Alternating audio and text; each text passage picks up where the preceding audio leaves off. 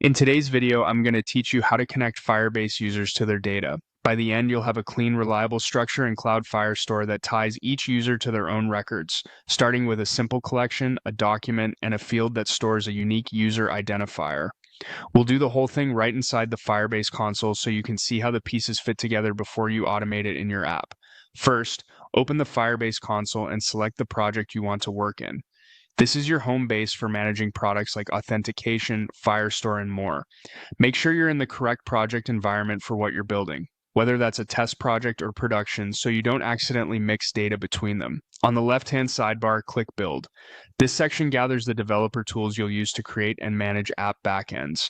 We'll be spending our time in Firestore database because it's a great fit for user-centric, document-based data, where each user owns a set of documents or a single profile document. Next, click Firestore database. You should already have Firestore set up in your project. If you're just getting started, the console will guide you through initialization. For now, assume Firestore is ready and you're on the Data tab where you can browse, create, and edit documents.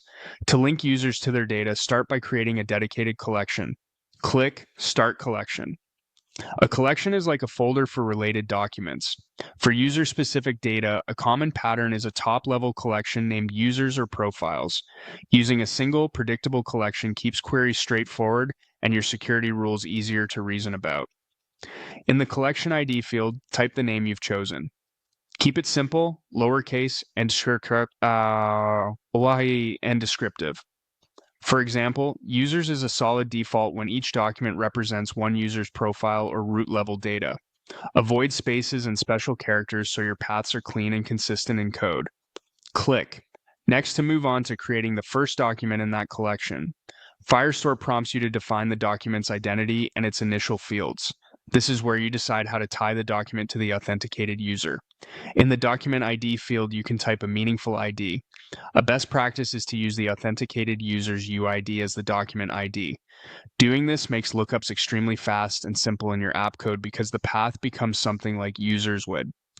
If you already know the UID for a test user, enter it here to establish that one-to-one relationship.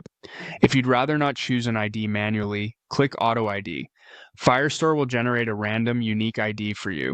This is fine, but remember that if the document ID is random, you still need a field inside the document that stores the user's UID so you can query and secure the data by owner.